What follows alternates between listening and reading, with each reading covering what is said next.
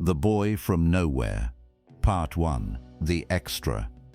His name was Danny Vega, and he was 16 years old, and he had no business being on a film set in the San Fernando Valley on a Tuesday in the summer of 1977. The extras for the day were registered through a local agency, headshots, brief availability forms, the ordinary machinery of the background acting industry that processed dozens of people a day through the specific filter of looks right for the scene. Danny Vega was not on the registered list. He had heard about the production through a connection, a cousin who worked as a grip on union projects and who knew the location manager, and the location manager had mentioned that they were still short on bodies for the crowd scenes and that if anyone showed up at 6 a.m. with appropriate clothing and a decent attitude, they would probably get a day's work. Danny Vega had shown up at 5:55. He was from Torrance. He was the son of a machinist who worked at the Northrop plant on Aviation Boulevard, and a mother who worked 2 jobs and who had raised Danny and his 2 younger sisters in the specific quality of economy that a working household maintained in Southern California in the 1970s. He had dropped out of school the previous year, not dramatically, not as a crisis, but with the specific inevitability of someone for whom school was a container that didn't fit the thing it was trying to contain. He had been working since the grocery store, a car wash, occasional day labor through a temp agency. He was not in trouble. He was simply, at 16, unattached to any trajectory. He knew who Chuck Norris was. Not from the films. Breaker had not yet been released. This was the production that was making it.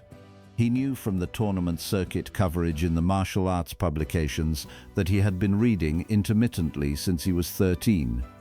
Not because he trained, he didn't, there was no money for it and no time, but because the publications had been in the dentist's waiting room the year he had the cavity filled, and he had read them cover to cover during the wait, and the reading had produced in him a specific quality of interest that had not found an outlet. He had known, therefore, who the lead actor on this production was, and what the lead actor had been before he was a lead actor. This was what had made him show up at 5:55, Bonsam Fmolnode Atafom Thais. Part 2. The Wait. The crowd scenes were scheduled for the afternoon. The morning was production work, principal actors, specific shots, the detailed and methodical assembly of footage that the director required before the extras arrived to populate the background. The extras were held in a staging area, a parking lot adjacent to the location, with folding chairs and a catering table and the particular quality of suspended animation that extra work required. You were present and available, but not yet needed, which produced a specific condition that most people managed by talking or reading or sleeping. Danny Vega did none of these. He sat on a folding chair and watched. He watched the production, the movement of crew, the specific choreography of the equipment and the vehicles, and the people who knew where to be and when. He watched the way a film set was organized, which was more methodical than he had expected. The chaos that he had imagined from the outside was, from the inside, structured. There was a logic to it, a sequence. He watched, from the distance of the staging area, the lead actor. This was difficult to do with any precision. The principal shooting was happening at the far end of the location, and what Danny could see was mostly movement, the specific quality of a person doing the same thing multiple times with deliberate care, which was the film acting process from 100 yards away. But he watched anyway, with the focused attention of someone who had come for a specific purpose and was making the most of imprecise conditions. At 11 o'clock, during a production break, Chuck Norris walked from the shooting area toward the catering table that was adjacent to the staging area. Danny Vega stood up. He did not do this consciously. The standing up was the product of an impulse that had been building since 5:55 that morning, that had been present in the background of the waiting all morning, and that, when the object of the impulse was within approaching distance, expressed itself without the intervening step of deliberation.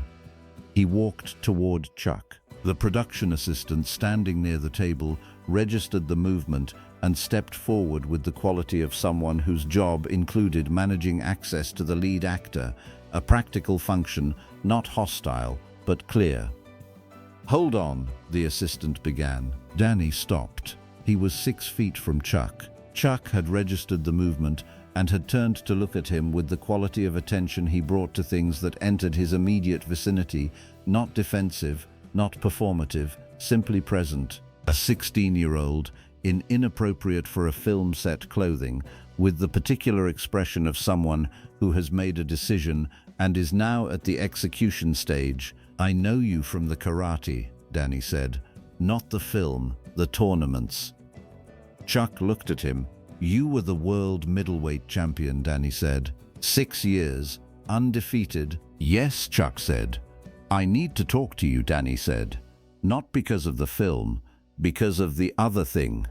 Mothamaintol Ementol Dashen, Part 3. The conversation. The production assistant started to say something, and Chuck raised one hand slightly, which was not a dismissive gesture but a clarifying one. The kind of gesture that says, "Give me a moment, I want to hear this." The assistant stepped back. Chuck looked at the boy in front of him. The quality of the boy's approach, not starstruck, not nervous in the conventional way of someone who has approached a celebrity, but with the direct and slightly elevated energy of someone who has been waiting to say something and has now been given the opportunity, was interesting in the way that directness is always interesting when it is genuine rather than performed. "What's the other thing?" Chuck said. Danny Vega was not a person who took time to organize his thoughts before speaking. He was a person who thought while speaking, which sometimes produced incomplete sentences and sometimes produced very direct ones. "I've been reading about the karate thing since I was 13, he said. "The tournaments, the training, what you built. I work at a car wash on Crenshaw. I'm 16. I dropped out of school last year." He stopped. "I don't know what I'm doing, and I came here because I thought..." He stopped again, with the expression of someone who is finding out, as they say a thing, that the thing they're saying sounds different than it did in their head. "I thought you might know something about it, about being someone from nowhere and figuring out what to do." Chuck looked at him. The statement was honest in the specific way that statements from people who have not yet learned to manage their honesty are honest, without calculation, without the protective softening that adults apply to things they are uncertain about. Danny Vega had come to a film set in the San Fernando Valley to tell a former karate champion that he was 16 and had no direction, and thought the former karate champion might know something about that. It was the most direct approach Chuck had received in years. "How much do you know about the karate?" Chuck said. "Everything that's been in the publications," Danny said. "Since 1964, the losses before the wins, the school in Torrance, the championships." He paused. "I know you were from Oklahoma. Poor family. 16 moves. Father left when you were 16. He paused again. "I'm from Torrance. Not poor, but not comfortable. My father works nights at Northrop. My mother works 2 jobs. He looked at Chuck directly. "I read what you did and I thought, he started with nothing and made something. I want to know how that works." Chuck was quiet for a moment. The afternoon was warm in the specific way of inland Southern California in summer, the heat flat and direct, without the coastal moderation that softened the same temperature in Torrance. Around them, the production was in its organized pause, the crew managing the equipment and the vehicles, the world going about its work while 2 people stood at the edge of a catering table and had a conversation that was not in anyone's script. "I'll give you 15 minutes, Chuck said. "At lunch, come find me." Mossamainton Part 4. What Chuck said at lunch. The lunch break was 45 minutes. They sat on a low concrete wall at the edge of the parking lot, both of them with the catering food that neither of them was paying primary attention to. Danny Vega had the quality of someone who was very carefully not letting his attention wander, who was in the full mode of receiving, the mouth closed, the ears and mind open. Chuck looked at him and thought about what to say. Not the official version, the version he gave in interviews, the narrative that had been assembled from the true elements of his life into a shape that worked as a story. That version was accurate in its facts and inadequate in its texture, which is the limitation of stories that are assembled from facts. He thought about the actual texture. "You're 16, he said. You dropped out of school. You work at a car wash. You don't know what you're doing." "Yes," Danny said. "That's not a problem," Chuck said. "That's a description. The problem would be if you stopped looking." Danny looked at him. "I was 18 when I joined the Air Force," Chuck said. "I had no plan. I had no particular skills. I had finished high school barely, and the barely is the accurate word. The Air Force was the available option that gave me structure without requiring me to know what I wanted." He paused. "In Korea, I found the karate, not because I was looking for it, because it was there and I tried it, and something in me recognized it as the thing I was looking for, even though I hadn't known I was looking for anything." "How did you know?" Danny said. "The recognition feeling," Chuck said. "You've had it. When you read about the karate in that dentist's office." Danny looked at him. "Yes, I guessed. The publications in the waiting room is a very specific way to encounter the information." A brief pause. "When you read it, you felt something. Not excitement in the general sense, recognition, the feeling that you had been looking for something and had found it, even though you hadn't known you were looking." Danny was quiet for a moment. "Yes," he said. "That feeling," Chuck said, "is the map. Not every time. Sometimes what feels like recognition is just novelty.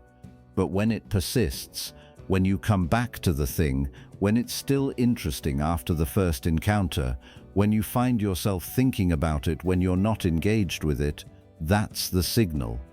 He paused. "What's the thing for you?" Danny thought. "I don't know," he said. "Not the karate specifically, but something like the karate, something that has, I don't know how to say it, rules that make sense, a connection between the work and the result, a way of measuring whether you're improving." "That's very specific," Chuck said. "You know more than you think you know." "I work at a car wash," Danny said.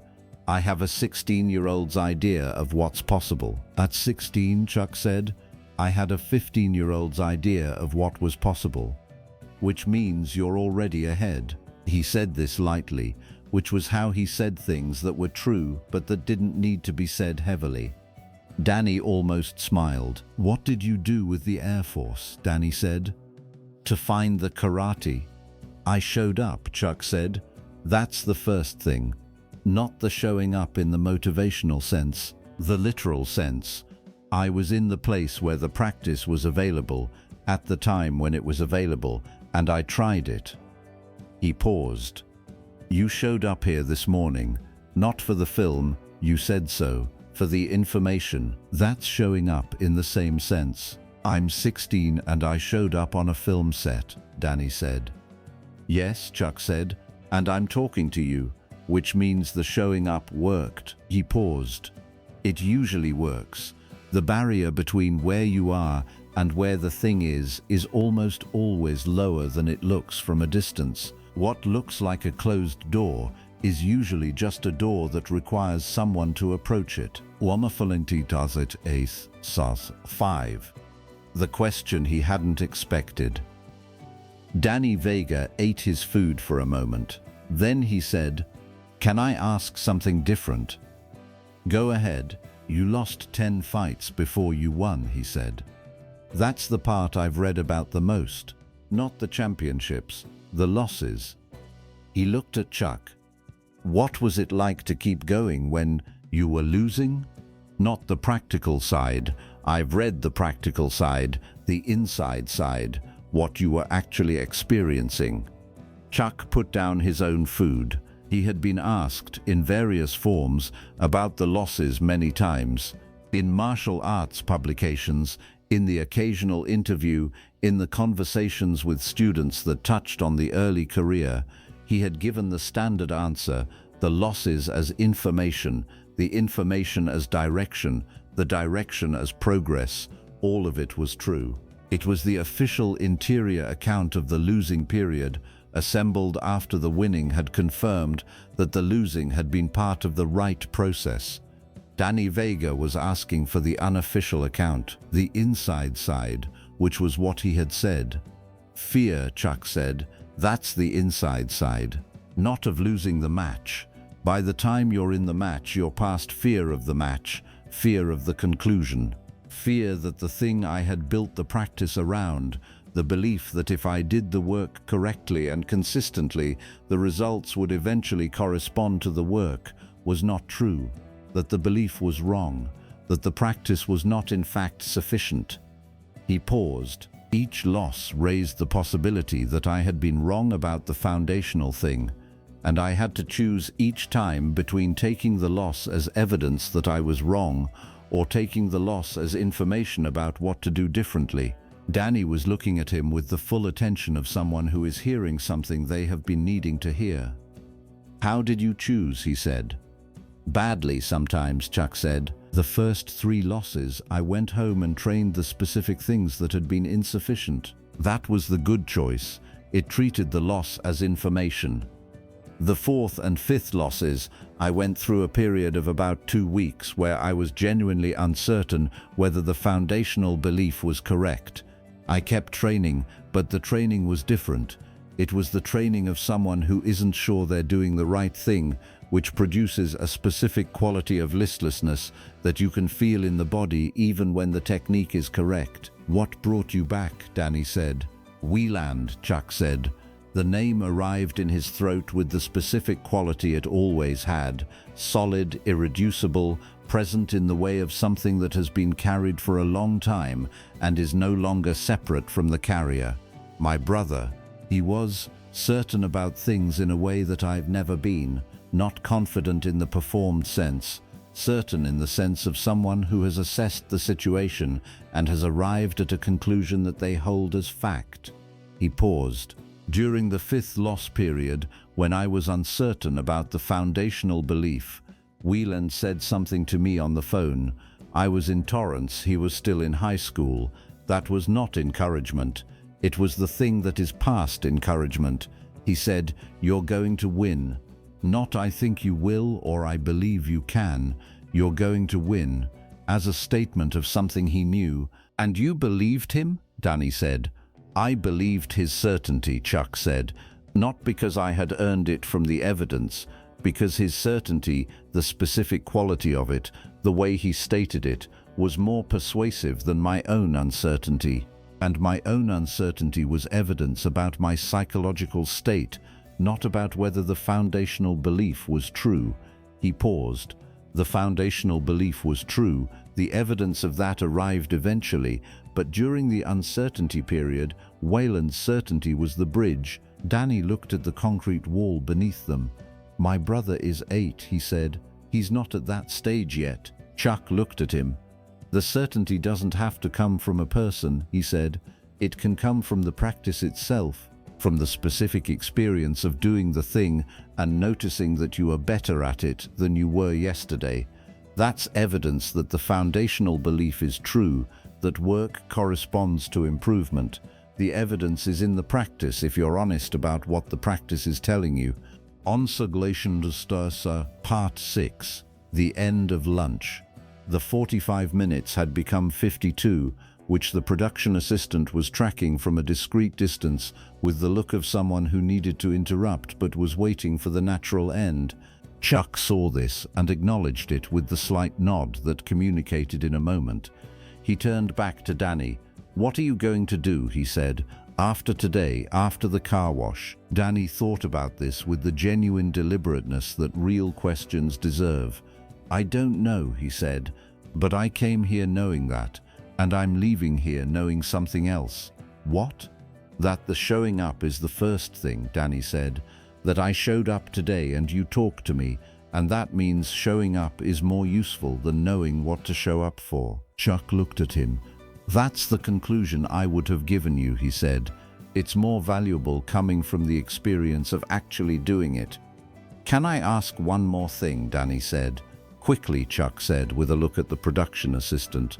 "When you were 16, Danny said, and you didn't know what you were doing, did you know you were going to be something?" Chuck thought about this, about Ryan, Oklahoma, and the moves, and the father who left, and the Air Force at 18 with no plan and no particular skills, and the specific quality of someone who has not yet found the thing, but who has not stopped looking. "No," he said. "I didn't know I was going to be anything specific.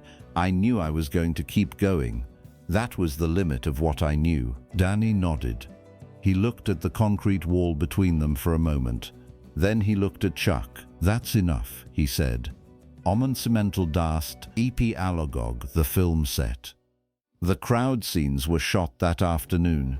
Danny Vega was in the background of 3 shots, a figure on a street, visible briefly, indistinct in the way that extras in the background of films are indistinct. He did his work with the competence of someone paying attention to what was being asked of him and doing it without making himself a problem. At the end of the day, as the production wrapped and the extras were released, Danny walked to the parking lot and got on the bus. He did not go back to the car wash. This was not a dramatic decision. It was more like the decision to turn left when you've been turning right for 6 months, a recalculation based on new information, made without ceremony. He went home and ate dinner with his family and went to his room and looked at the martial arts publications that were on the shelf above the dresser and felt the recognition feeling again, cleaner now, with the beginning of a direction. He did not enroll at the dojo in Torrance. The timing was wrong. He was not yet ready in the ways that the dojo would have required him to be ready. But the following month he enrolled in a different school in Inglewood, where the instruction was solid and the cost was manageable, and he began the practice that had been waiting for him since the dentist's waiting room 3 years earlier. Chuck Norris did not know any of this. He finished the production, completed Breaker, endured the reviews, went back to work on Good Guys Wear Black. The boy from the film set was a 52-minute conversation during a lunch break on a Tuesday in the summer of 1977, filed in the specific category of things that were significant in the moment and that he might or might not remember with precision later. He remembered the directness of the approach, the specific quality of the question, how does it work, being from nowhere and figuring out what to do, the recognition feeling that the question described. The boy had known what he was looking for even before he found it. That was the more than most 16-year-olds had. Chuck had told him the truth. Whether the truth was useful to him, whether he had done something with the conversation, was not available information. You tell people true things and you release them to do with the true things what they can. Sometimes they do something, sometimes they don't. You don't always find out which. The film set was struck the following Thursday. The location went back to being a street in the San Fernando Valley. The conversations that happened in it were part of the film, dialogue, action, the assembled footage of the production, and one conversation that was not in the film that had happened on a concrete wall in a parking lot between a lead actor and a 16-year-old extra from Torrance who had come, not for the film, but for the other thing. That conversation was not in the record anywhere. It was in the practice.